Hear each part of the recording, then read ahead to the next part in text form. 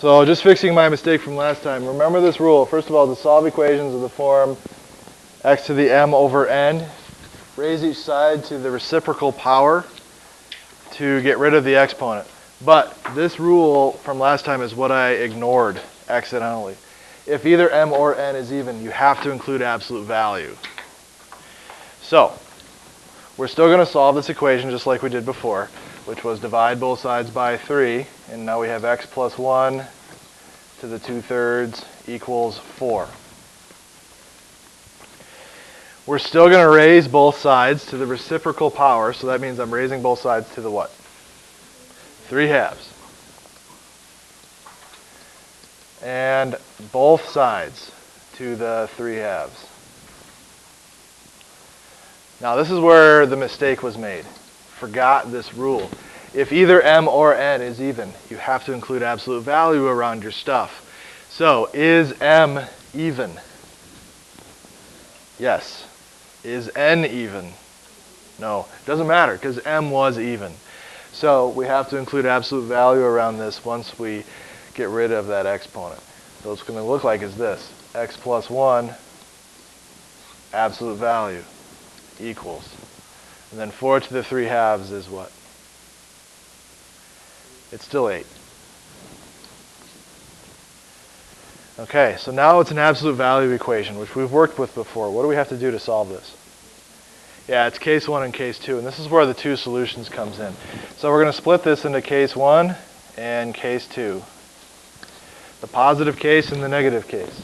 So the positive case is just x plus 1 equals 8, just like we had before. But the negative case we missed.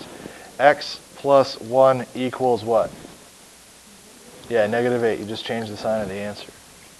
So now you can solve both of those equations. X plus 1 equals 8. We subtract 1 from both sides, and we get x equals 7, just like we had before. But on this one, when we solve for x, subtract 1 from both sides, we get x equals negative 9. A new answer that we didn't have before. So we check to make sure that these work, and if they don't work, we cross them off. Take the 7, plug it in all the way back at the beginning. 7 plus 1 is 8. To the 2/3 power is 4 times 3 is 12. And we knew that one worked already, so we'll put a circle around that one. But this negative 9 we also have to check. Negative 9 plus 1 is negative 8. Now negative 8 to the 2/3 power. You can square it first and then cube root it, or you can cube root it first and then square it. I prefer cube rooting it first. So what's the cube root of negative 8? Negative 2. Negative 2 squared becomes positive 4, and then 4 times 3 is 12. So negative 9 is also a solution to this equation. And that's what this rule right here is telling you. You have to pay attention to that exponent. If there's an even there, then you have to account for the positive and negative case, because like when you square something and it was negative, it becomes positive. So we have to account for that. Both of those answers in this case work. Okay, if you raise both sides to a power, then you need to check for extraneous solutions. We talked about that last time. The reason is, like if I had x equals 2 and then I squared both sides, I'd wind up with x squared equals 4. How many solutions would I have then in that equation? I would have 2, because then I'd solve for x again and I'd get x equals plus or minus 2. But x just equaled 2 in the first place. So I squared both sides of that, and I wound up with more solutions than I should have had. And that's why we have these extraneous solutions that could be popping up.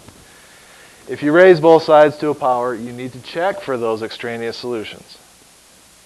This is especially true when a variable is on both sides of the equation to begin with. So that's what we're dealing with on both of these equations here.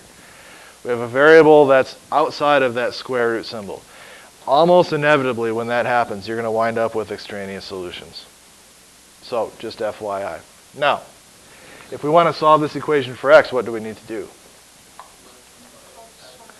Yeah, we've got to get the radical by itself. So I'm going to add 5 to both sides. And that gives me the square root of x plus 7 equals x plus 5. So what happens now?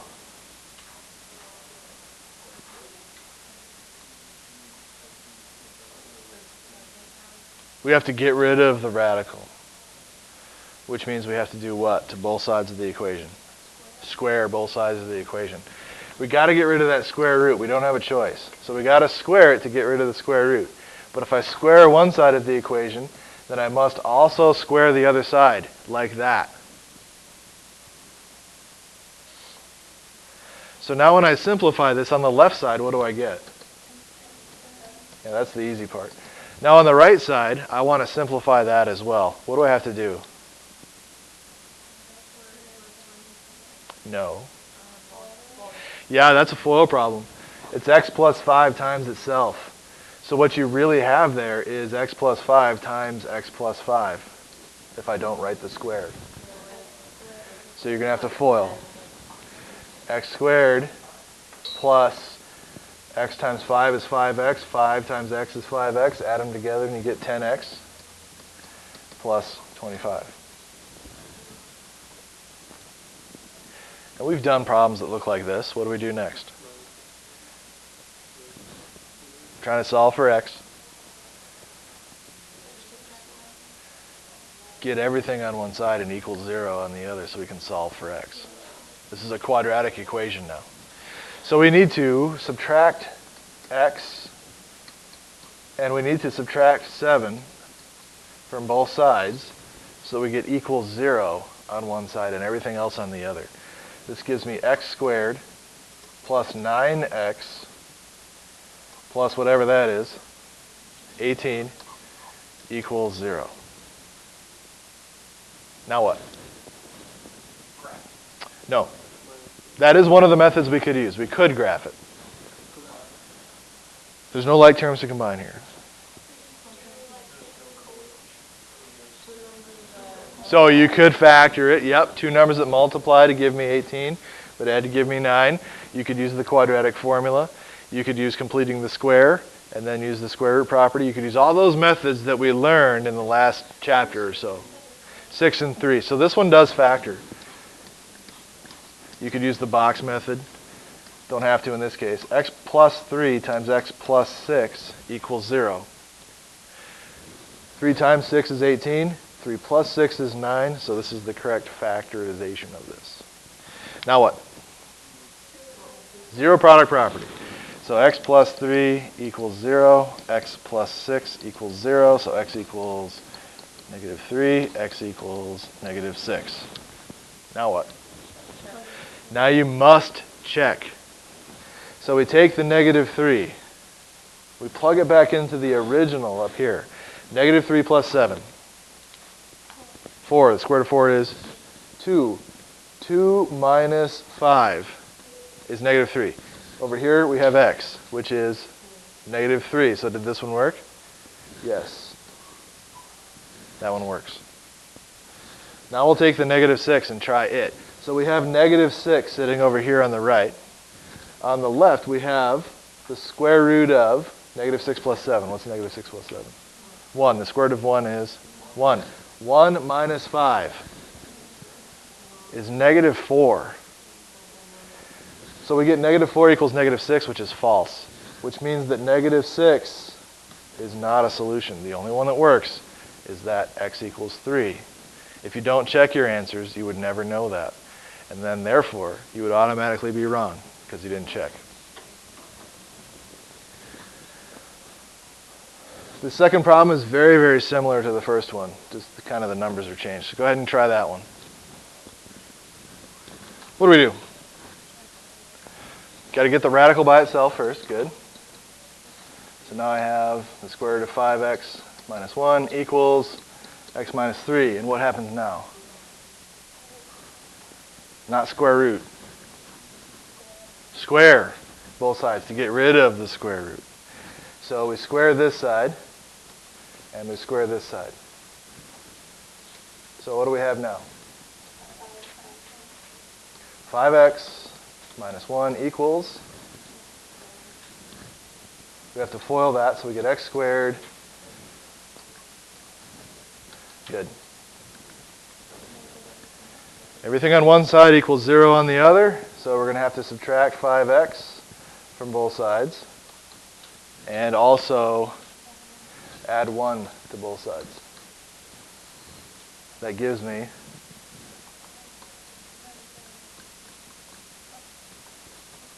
equals 0. Okay, so now you have your options. You can graph it, I suppose. I think it'll take longer than factoring or a quadratic formula, but you can use any of the methods we have. So which one do you want to use? Factor it. It factors into what? X minus 1 times x minus 10 equals 0. Negative 1 times negative 10 is positive 10. Negative 1 plus negative 10 is negative 11. So then use the zero product property. X equals 1. X equals, now what? Check. Take the 1, plug it in. We get 5 times 1 minus 1, which is square root of 4 is 2 plus 3 is not 1. That one does not work. Take 10, plug it in.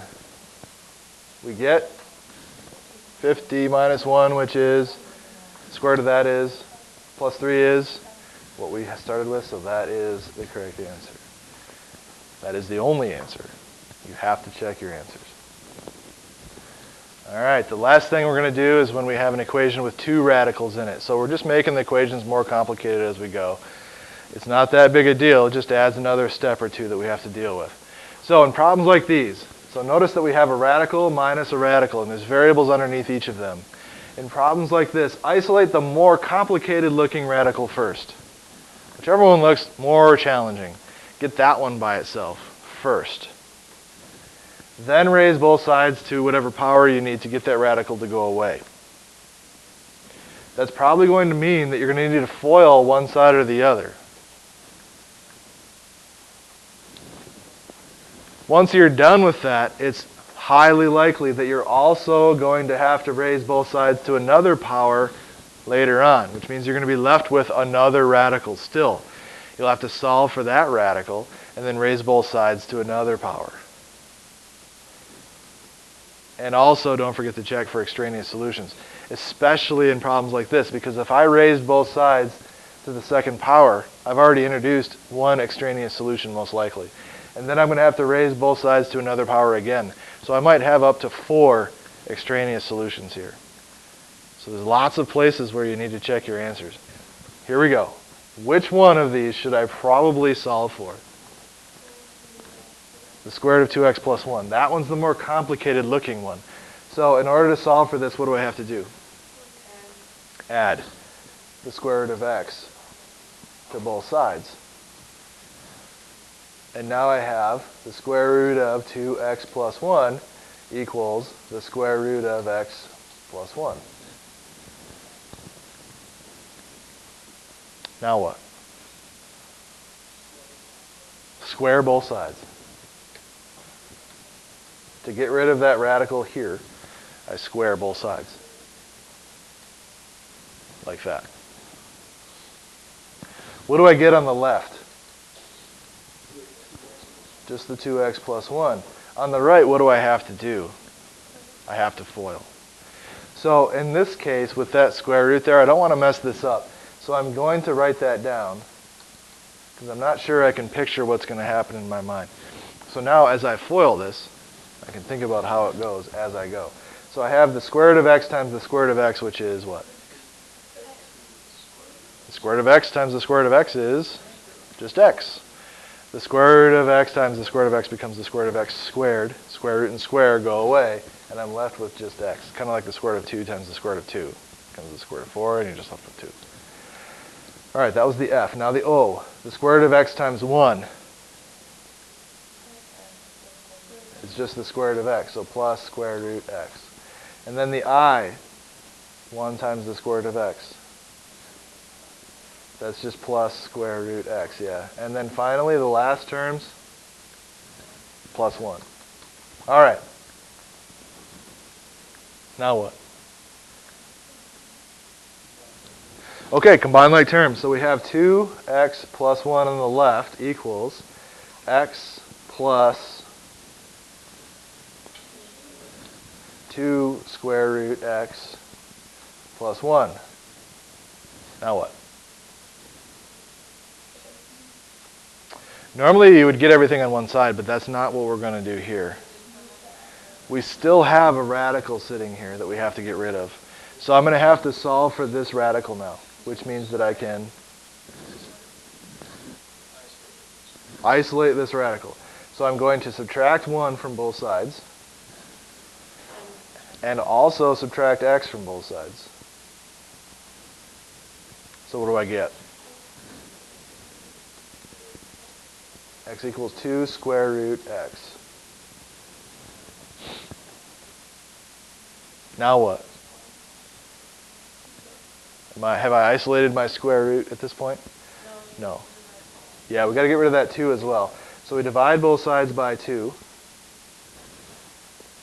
And we have x over 2 equals the square root of x.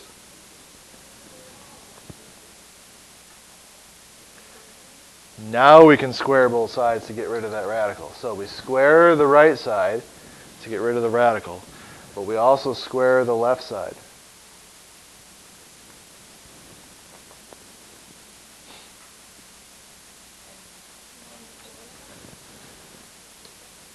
So this becomes x squared. I don't have room, so I'll write it up here. Actually, I won't do that. I'm just going to make more room. X squared over 4, using my properties of exponents, equals x. Now what? The problem continues. We're not done.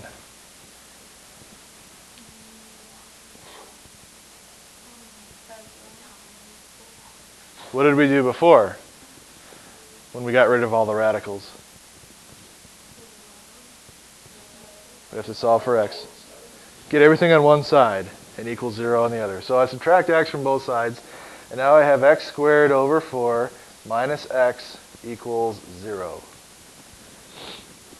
Now what?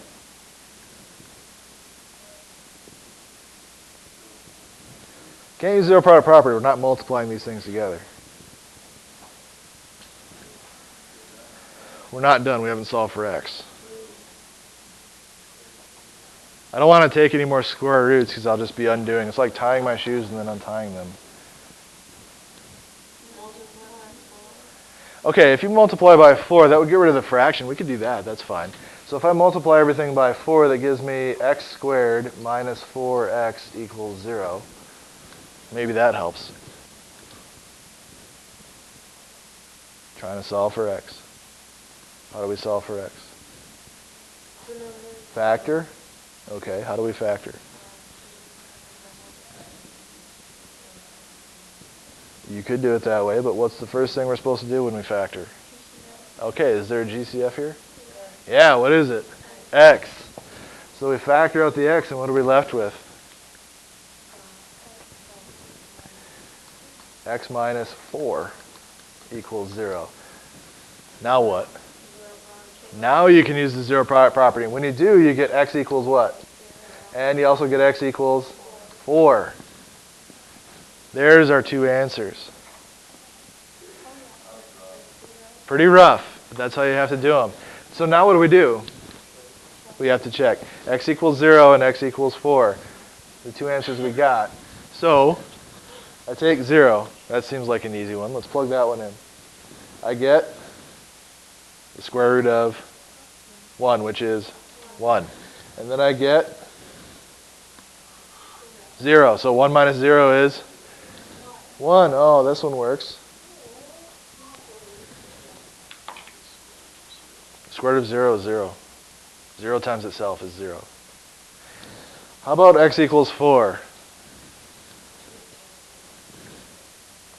So the square root of 9 is 3. And then the square root of 4 is 2. 3 minus 2 is 1. They both worked. But nothing. They both work.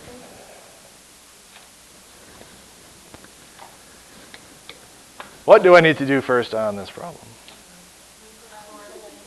Isolate the ugly looking one. Which one's the ugly one? Yeah. So we're going to get this one by itself, which means I have to add 4 to both sides, and I have to add the square root of x. to both sides, which gives me the square root of 5x plus 4 equals the square root of x plus 4.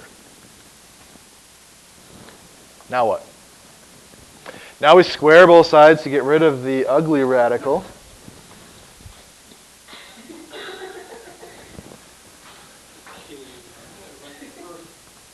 And what do we get?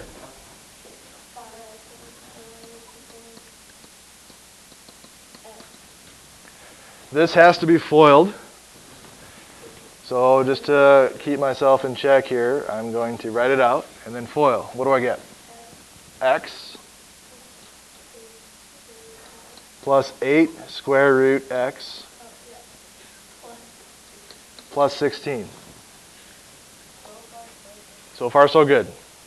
Now what? Okay, get the radical here by itself. So we're going to subtract x from both sides, and we're going to subtract 16 from both sides. Now what do I have? 4x minus 12 equals 8 root x. Now what do I need to do? We've got to get the radical by itself. So we're going to divide both sides by 8, but not both sides, everything. This gets divided by 8, this gets divided by 8, this gets divided by 8. What's the answer? No. What? Is that what you've done? What? No. Continue. What do we get here? 1/2 x minus 3/2. Stay with me. Equals the square root of x. All right, we're in good shape still. Just because we're working with fractions doesn't mean the world is ending. Now what? Now we square both sides to get rid of that radical.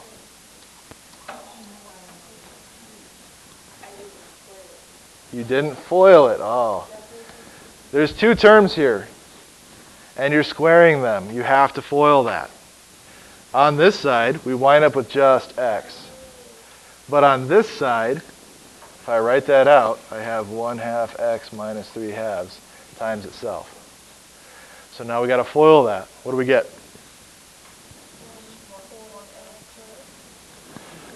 1/4 x squared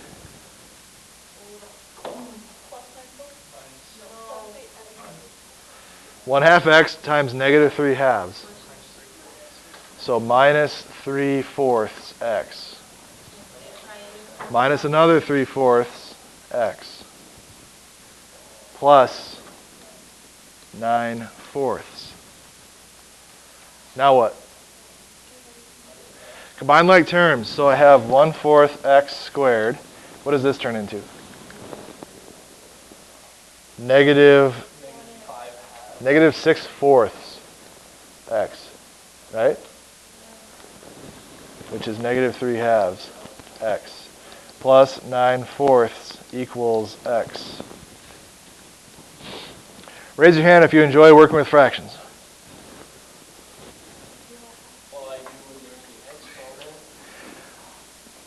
I don't like working with fractions either. So when I'm dealing with fractions, I try to get rid of them. Can I get rid of fractions here? I have a common denominator of 4.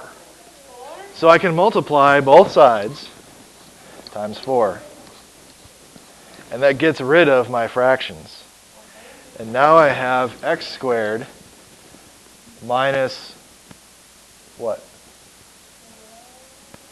12/2, which is 6x plus 9 equals 4x. Slide this down some. And now what do we need to do? Subtract 4x from both sides. And I get x squared minus 10x plus 9 equals 0. Now what? Factor. Two numbers that multiply to give me 9, but add to give me negative 10. Negative 9 and negative 1. X minus 9 times x minus 1 equals 0, which means x equals 1, x equals 9. And now we're going to check those answers to see if they work. Take the 1 and plug it in.